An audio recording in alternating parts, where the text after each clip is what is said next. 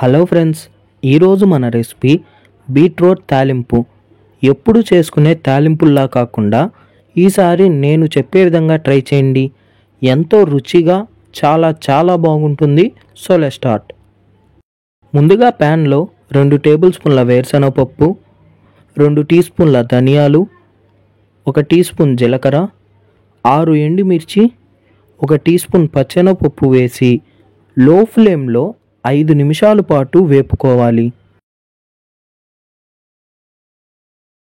ఈ విధంగా వేపుకున్నాక తీసి పక్కనుంచుకొని ఇప్పుడు మిక్సీ జార్లో వేయించుకున్న దినుసులను వేసి మెత్తని పౌడర్గా గ్రైండ్ చేసి పక్కనుంచుకోవాలి. ఇప్పుడు ప్యాన్లో 2 గ్లాసుల నీళ్లు పోసి 1/4 టీ స్పూన్ పసుపు, 1/4 టీ స్పూన్ ఉప్పు వేసి 1/2 కేజీ బీట్రూట్ ముక్కలను వేసి 10 నిమిషాల పాటు హై ఫ్లేమ్లో మూత పెట్టి ఉడికించుకోవాలి. 10 నిమిషాల తర్వాత మూత తీసి ఉడికించుకున్న బీట్రూట్ను తీసి పక్కనుంచి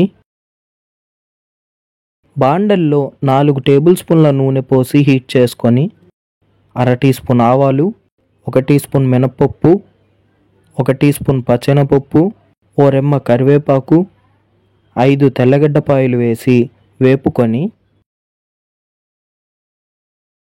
ముందుగా ఉడికించుకున్న బీట్రూట్ ముక్కలను వేసి మీడియం ఫ్లేమ్లో 5 నిమిషాల పాటు వేపుకొని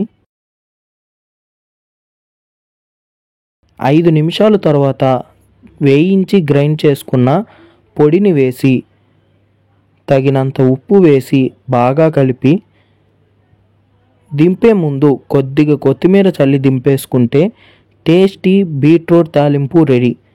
ఈ రెసిపీ మీకు నచ్చినట్టయితే లైక్ చేసి షేర్ చేసి ఇలాంటి మరిన్ని వీడియోస్ కోసం ఛానల్ను సబ్స్క్రైబ్ చేసుకోండి.